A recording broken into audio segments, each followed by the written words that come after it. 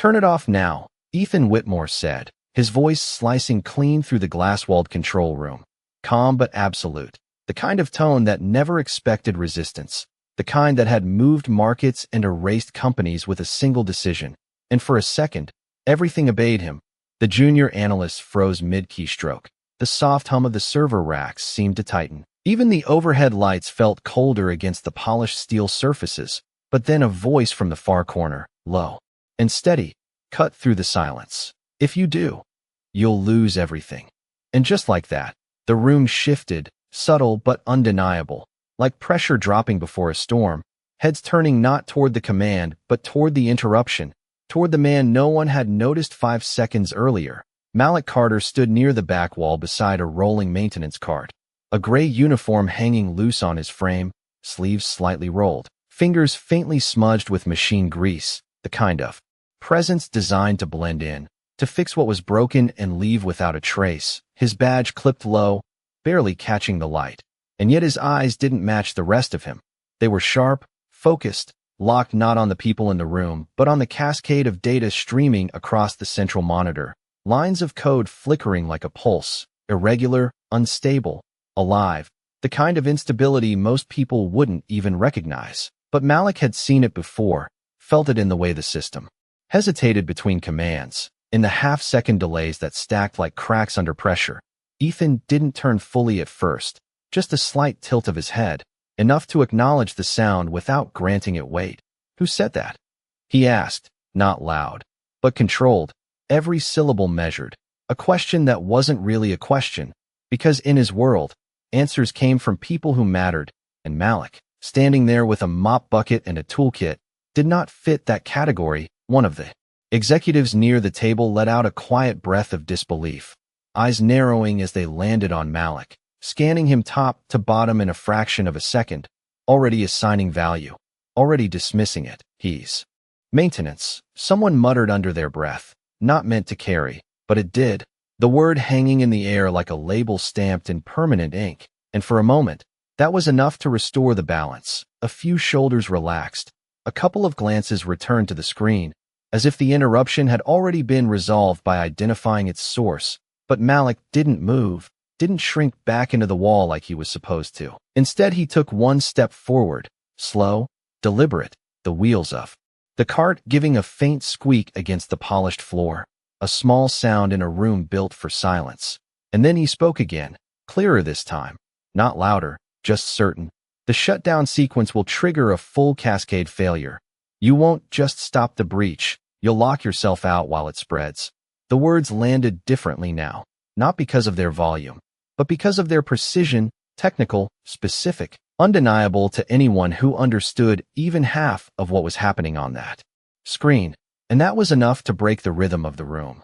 A few analysts hesitated, fingers hovering over keyboards, eyes flicking between Ethan and the data feed, uncertainty creeping in where there had been none. Ethan finally turned, fully this time, his gaze settling on Malik, really seeing him now, not just the uniform but the posture, the calm, the absence of hesitation, and for a brief second, something unspoken passed between them. Not respect, not yet, but recognition of friction, of resistance where there shouldn't have been any. The air felt tighter, the hum of the servers louder, like the building itself was holding its breath, waiting to see which voice would define the next second, command or warning, power or truth. The silence did not break all at once. It thinned, stretched, and then tightened again around Malik's words as if the room itself was deciding whether to accept them or reject them. And for a moment no one moved, not even Ethan, who stood with one hand resting lightly on the edge of the central console, his reflection faint in the dark glass of the monitor. Eyes fixed on Malik with a kind of controlled patience that had unsettled entire boards before. "You are telling me," Ethan said slowly, each word deliberate, "that my entire cybersecurity team is wrong, and you are right." The question hung there, but it carried no invitation, only pressure, and across the table one of the senior engineers shifted in his chair, clearing his throat softly as if to reclaim authority. "Sir, the shutdown protocol is standard containment. It isolates the breach and prevents lateral movement." His voice was confident, rehearsed, backed by years of procedure. and a few heads nodded in agreement, grateful for something familiar to hold on to, something that restored order. Malik did not argue immediately. He glanced at the screen again, at the subtle flicker in the lower right quadrant, a pattern that repeated every 3 seconds, barely visible unless you knew exactly where to look. His jaw tightened just slightly, not in fear, but in calculation. It would work, he said, his voice still calm. If this was a standard breach, a faint ripple moved through the room, not loud, not obvious, but present, the kind of shift that happens when certainty begins to crack. Ethan's gaze sharpened. And it is not. Malik continued, taking another step closer to the console, close enough now that the glow of the monitors reflected faintly across his face, highlighting the steadiness in his expression. It is already inside your failover system. The moment you trigger shutdown, it redirects the load, and when that happens, it locks every access point. From the inside. A pause, just long enough for the implication to land. Including yours. The engineer frowned, fingers moving quickly across his tablet, pulling up diagnostics, scanning for confirmation or contradiction. The room filled with the soft tapping of keys, the low hum of processors working harder now, as if they could feel the attention. Ethan did not look away from Malik. You are making a very specific claim, he said, quieter now, more focused. Based on what? Malik's eyes flicked once more to the screen, then back to Ethan. Based on the delay, he replied, and when no one immediately understood, he added, your system responds in milliseconds, but right now it is hesitating, not enough for most people to notice, but enough to tell me something is intercepting your commands. One of the analysts leaned closer to his monitor, squinting, then straightening abruptly. There is a lag, she said, almost to herself, her voice barely above a whisper, but it cut through the room like a crack of light under a closed door. Another analyst checked, then another, and the confirmation spread quietly, not dramatic, but undeniable. Ethan's hand lifted slightly from the console, not withdrawing, just hovering now, as if the certainty behind his earlier command had loosened its grip. Even if that is true, the engineer pushed back, his tone tighter now, defensive. We cannot just stand here and do nothing. Malik nodded once, acknowledging the point without conceding it. I am not saying do nothing, he said. I am saying do the right thing.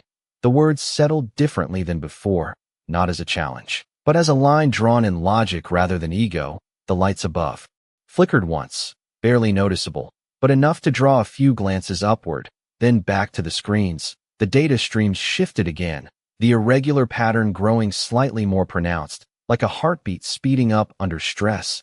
Ethan exhaled slowly, the sound almost lost beneath the machines, but the movement of his shoulders gave it away, a rare moment where control was not absolute, where decision required more than instinct. His eyes moved from Malik to the screen, then back again, weighing, measuring, and for the first time since the room had gone silent, he did not immediately speak.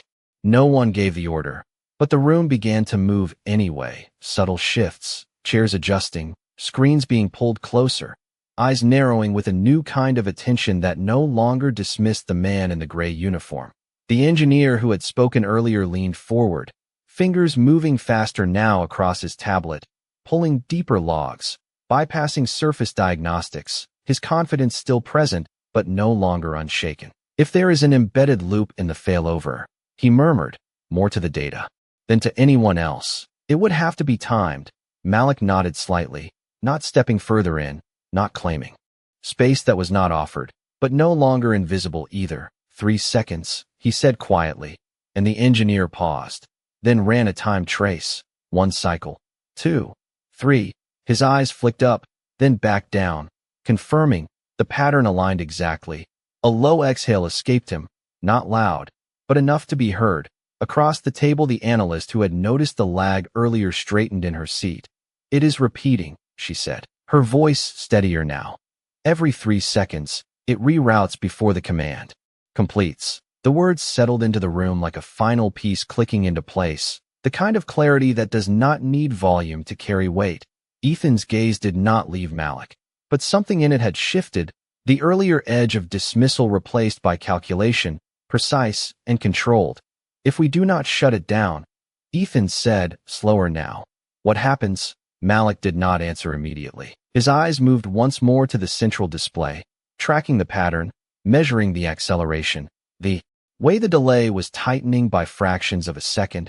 It learns, he said finally, and the word carried more gravity than any technical explanation. A faint tension rippled through the room again. Different this time. Less about ego, more about consequence. Then what is the alternative? Ethan asked, and this time it was a real question, not a test, not a dismissal. Malik stepped forward just enough to reach the edge of the console, his hand hovering above the interface, but not touching it. Waiting, always waiting for the boundary to be clear. You isolate it manually, he said. Not with a shutdown. With a redirect, you force it to chase a false path while you cut the real one. The engineer frowned again. But this time it was not disbelief, it was consideration. That would require root access across all nodes, he said. And perfect timing.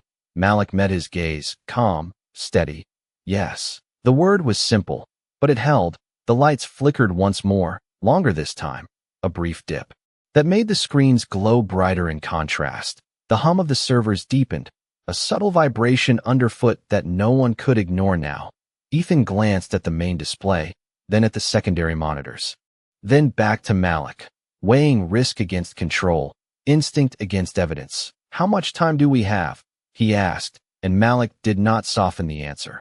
Less than a minute before it locks your external access. A quiet intake of breath moved through the room. Not panic, not yet, but the edge of it. The engineer's fingers hovered above his keyboard.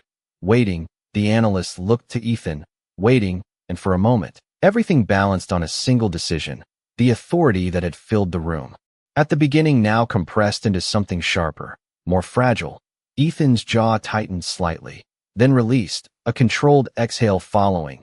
His hand moved away from the shutdown command, not dramatically, just enough to signal a shift. His eyes remained on Malik, steady, searching for any sign of hesitation, any crack in the certainty he was about to trust. But Malik did not move, did not speak. He simply stood there, grounded, present, as if he had already accepted the weight of what came next.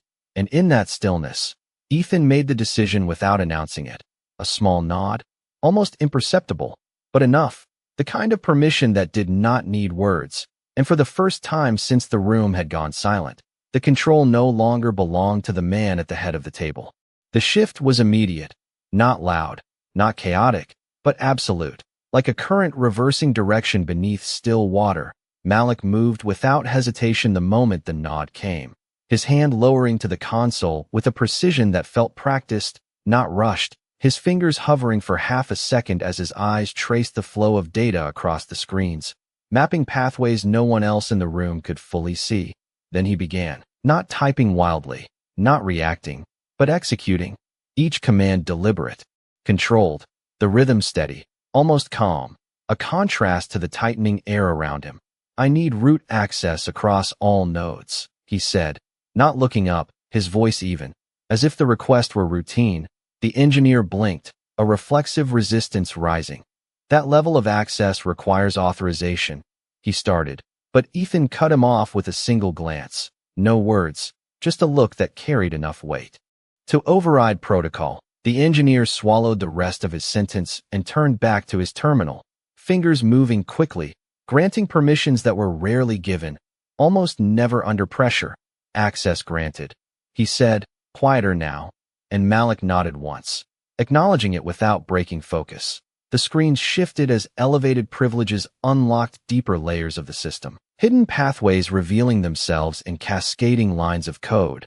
The flicker in the lower quadrant intensified. The 3-second pattern tightening, accelerating, the system adapting, learning, just as Malik had said. It is speeding up, the analyst whispered, her voice edged with urgency now. Malik's eyes tracked the change instantly. That is expected, he replied, already adjusting, his fingers moving faster but never losing precision. He opened a secondary interface, rerouting processes, creating a shadow path that mirrored the original network but led nowhere.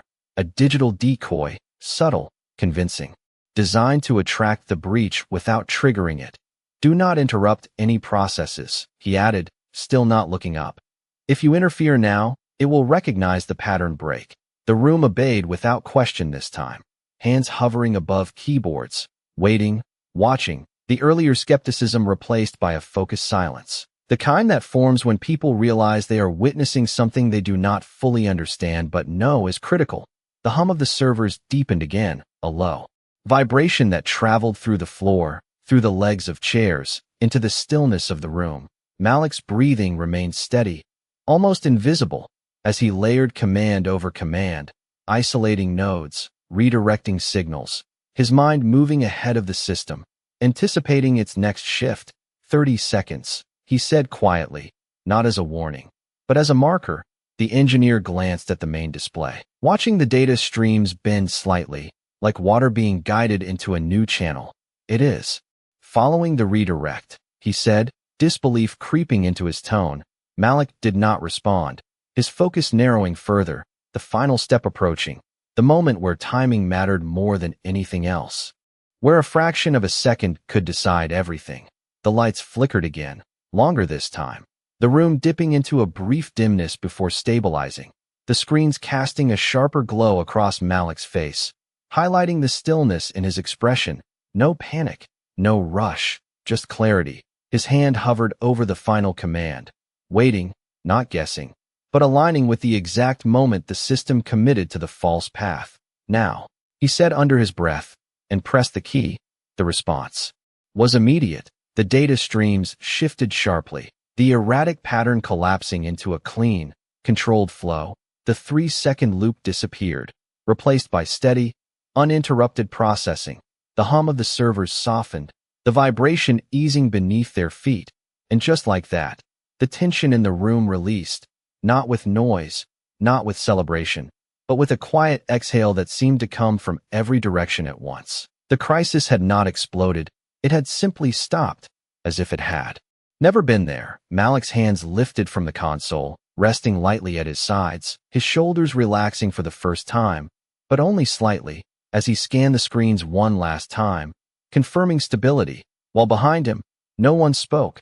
Not yet, because what had just happened did not need explanation, it needed understanding, and that was still catching up. For a few seconds, no one moved, not because they were unsure what to do, but because there was nothing left to fix. The system had stabilized completely, the data streams now smooth and consistent, the flicker gone, the delay erased as if it had never existed. And in that quiet, the reality of what had almost happened began to settle into the room. The engineer leaned back slowly in his chair, eyes still locked on the screen, scanning for any sign of relapse, any hidden instability, but there was none. Only clean execution.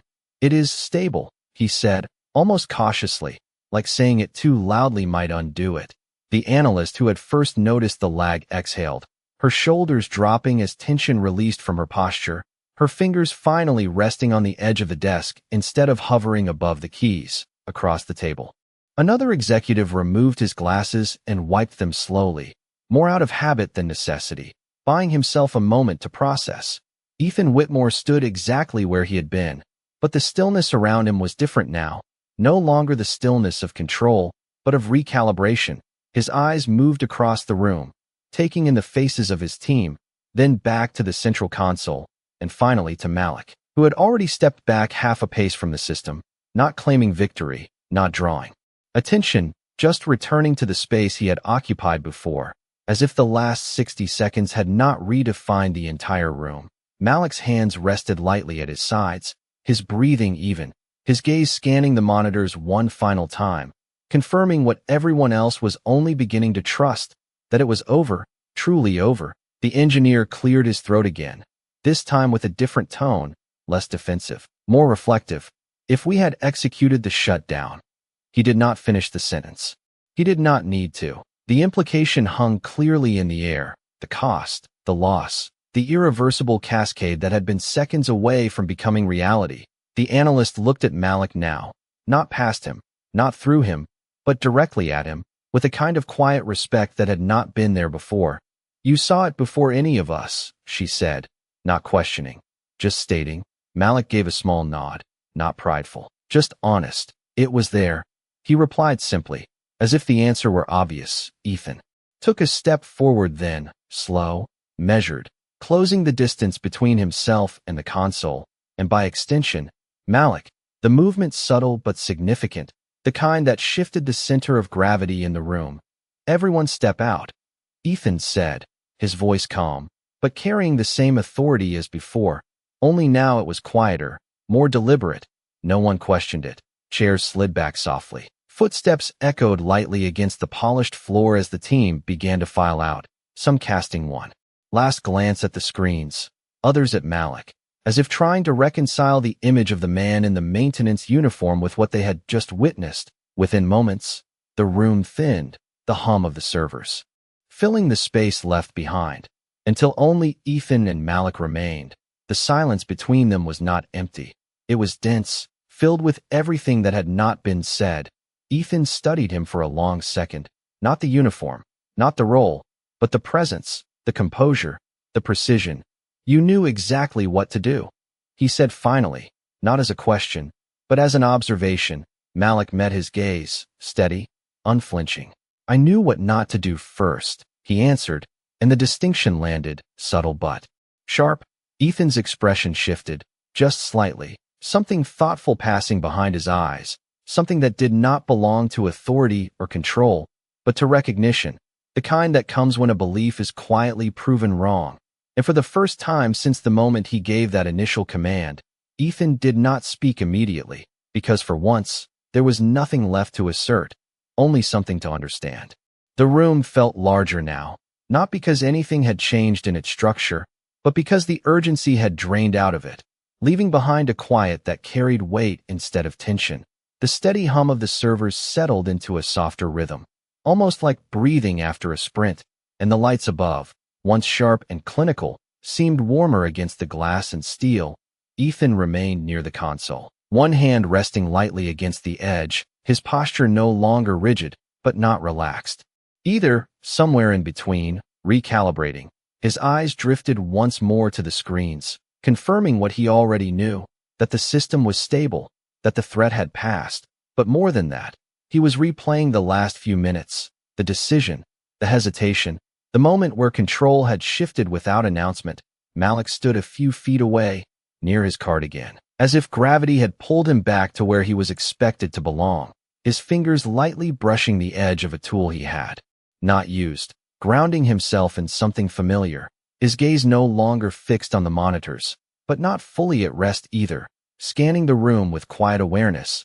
The silence between them stretched, not uncomfortable, but dense, filled with everything that had been proven without being said. Ethan exhaled slowly, a measured breath that softened the line of his shoulders. "How did you see it?" he asked finally, his voice lower now, not commanding, not testing, but genuinely seeking. Malik did not answer immediately. His eyes shifted briefly to the floor, then back to Ethan, choosing his words with the same precision he had used at the console. "I have seen patterns like that before," he said, calm, even. "They do not announce themselves. They hide in what looks normal." Ethan nodded slightly, absorbing that, his gaze sharpening again, not with authority, but with curiosity. "You said it learns," he continued. "Most people here did not even recognize the delay." Malik gave a faint, almost imperceptible shrug. "Most people trust the system to behave the way it was designed," he replied. "I learned to watch for when it does not." The distinction lingered, subtle but powerful, the kind that revealed more about experience than any title could.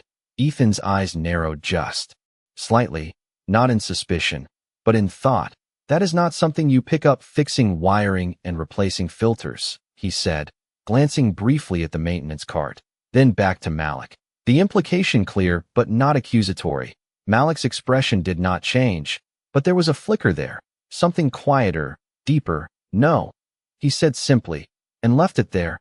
No explanation, no justification, just truth. The hum of the servers filled the space again, a steady backdrop to the silence that followed. Ethan took a step closer, not imposing, but closing the distance enough to make the conversation direct, human. "You had the option to stay quiet," he said, his voice steady. "No one would have blamed you for that." Malik looked at him fully now, meeting his gaze without hesitation. "That would not have been true," he answered.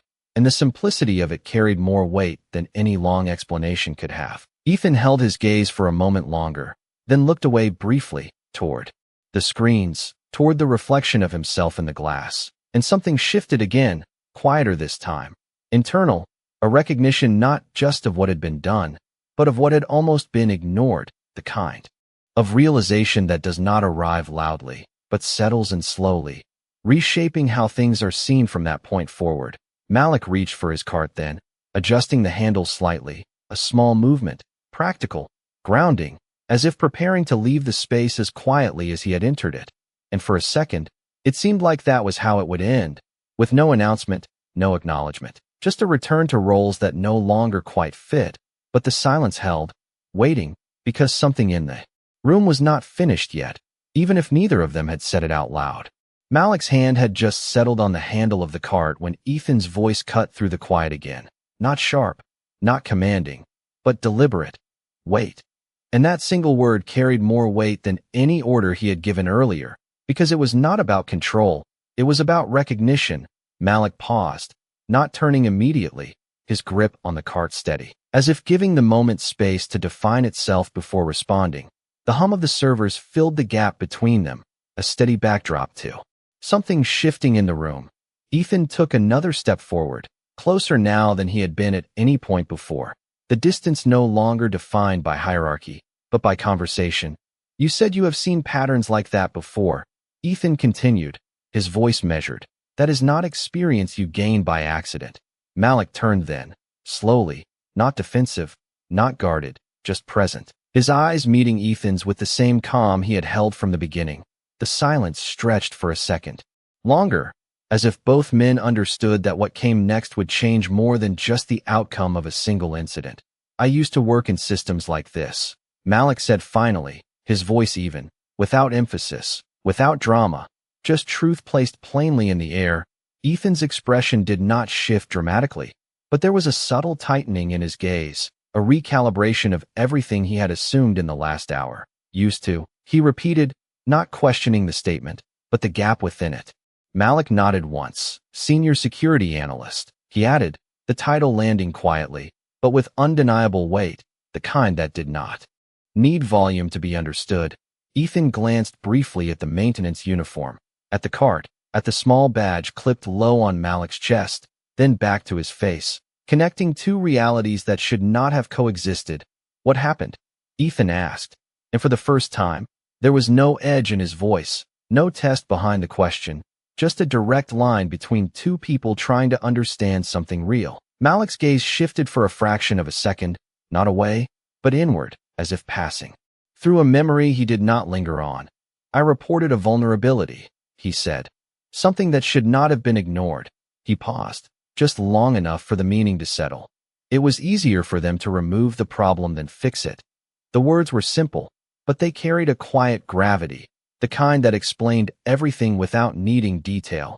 Ethan's jaw moved slightly, a subtle reaction he did not hide. Not disbelief, but recognition of a system he knew too well, the kind that protected itself first, even at the cost of truth. The room felt different now, not because of what had happened with the system, but because of what had just been revealed. The lines between roles, titles, and assumptions no longer held the same shape. Malik rested both hands lightly on the cart now, grounded, steady, not asking for anything, not expecting anything, just standing in what was. Ethan took a slow breath, his eyes moving once more to the screens, then back to Malik, and something shifted again, deeper this time, not just understanding, but accountability. You warned them, Ethan said quietly, not as a question, but as a realization. Malik gave a small nod. I did, he replied, and there was no bitterness in it, no resentment, just fact, which made it land even harder. Ethan looked down briefly, then back up, and for a moment, the authority that had defined him at the start of the day felt different, less absolute, more aware. And today, he said, his voice steady but softer than before, you did it again. Malik did not respond right away, his eyes steady, his posture unchanged. Then he spoke, just as simply as before. It needed to be said, and in that moment, the shift was complete, not announced, not celebrated, but undeniable. Because the man who had been dismissed as invisible had just redefined the entire room, and the man who had held all the power was now standing in the presence of something he could not ignore, not status, not position, but truth. Ethan did not respond immediately, not because he did not have words, but because for once, the right ones did not come from instinct. They had to be chosen, carefully, deliberately, the way Malik had chosen every action at the console.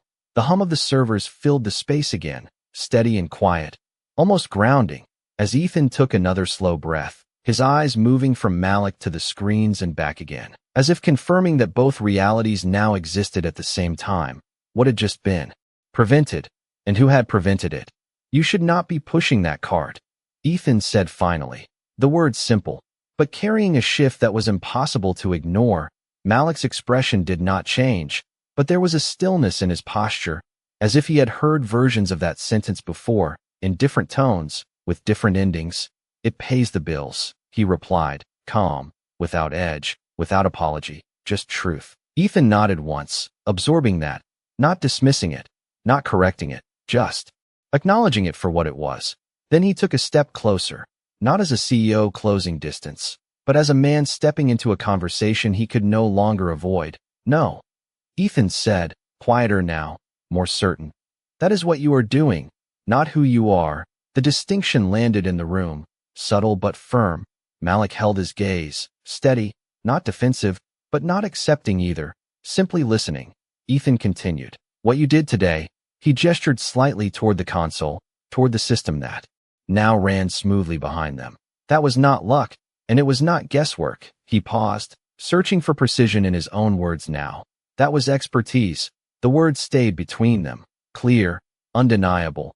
Malik's fingers tightened slightly on the handle of the cart, not out of tension, but out of grounding, something familiar in a moment that was shifting too quickly to fully trust. Expertise does not always get recognized, Malik said, his voice even, not bitter, just measured. Sometimes it gets removed. Ethan did not look away from that, did not deflect it. Instead, he nodded slowly. Then that was their failure, he said, and there was no hesitation in it, no corporate language to soften it, just a direct acknowledgement, the kind that carried more weight because it was not dressed up. The silence that followed was different now, not heavy, but open, as if something that had been locked had quietly shifted out of place. Ethan straightened slightly, not returning to authority, but to clarity. I am not going to repeat that mistake, he said. And this time it was not about the system. It was about the man standing in front of him. Malik's eyes narrowed just slightly, not in doubt, but in focus. Mistakes like that are not always easy to fix, he replied. And again, there was no accusation in it, just reality. Ethan accepted that without argument, his gaze steady. No, he said, but they can be corrected. A small pause, just enough to let the weight of that statement settle. Then he continued, more direct now. I want you in that chair. He gestured toward the console, toward the space Malik had just commanded with precision and calm. Not as someone who steps in when things break, but as someone who makes sure they do not. The offer was clear, not wrapped in negotiation, not softened by conditions, just presented as it was. Malik did not answer immediately. His gaze shifted briefly to the console, to the screens that now ran clean and steady, then back to Ethan, measuring not the opportunity, but the intention behind it. The room remained quiet, the hum of the servers steady, the light reflecting softly off the glass. And in that stillness, the moment stretched, not uncertain, but significant, because this was not just about a role, or a title, or a correction. It was about whether recognition, once given, would truly hold, or fade back into assumption. Malik's grip on the cart loosened slightly, his posture steady, his expression unreadable, as he stood at the edge of a decision that carried more weight than anything that had happened in the last hour. Malik did not rush the answer. He let the moment settle fully, the hum of the servers steady in the background, the glow of the monitors reflecting softly across the glass walls. Everything in the room calm now, stable, as if nothing had ever been at risk, but he knew better, and so did Ethan. Malik's eyes moved once more to the console, to the chair Ethan had pointed to, then back to the man standing in front of him, weighing not the position, not the title, but the meaning behind it. A chair does not change how people see you, Malik said finally, his voice calm, measured. It just changes where you sit. The words were simple, but they carried a truth that did not need explanation. Ethan did not react defensively, did not push back. Instead, he nodded slowly, accepting the weight of it. Then do not take the chair for them, he replied, his tone steady. Take it because you already belong there. The distinction landed quietly, but firmly. Malik held his gaze for a moment longer, searching for anything that felt rehearsed, anything that sounded like a correction instead of a recognition. But there was none, only clarity, only a man who had seen something he could no longer ignore. Malik's grip on the cart loosened completely now, his hands falling naturally to his sides, not as a sign of surrender, but of release, the decision forming not from pressure, not from opportunity, but from alignment with something deeper, something that had been there long before this room, long before this moment. I will not fix a system that refuses to listen, Malik said, his voice even, but unwavering. And for a second, the words hung in the air, not as a rejection, but as a boundary. Ethan did not interrupt, did not try to reshape it. He simply listened, fully this time. Malik continued, but I will build one that does. And with that, the meaning shifted, not a refusal, but a condition, not a barrier, but a standard. Ethan's expression changed, just slightly, something like respect settling in, not surface level, not momentary, but grounded. Then that is exactly what you will do, Ethan said. No hesitation, no negotiation, just acceptance, the kind that matched the clarity Malik had brought into the room. The silence that followed was no longer heavy, no longer uncertain. It was resolved, the kind of quiet that comes after something has been set in place, not perfectly, but honestly. Malik glanced once more at the cart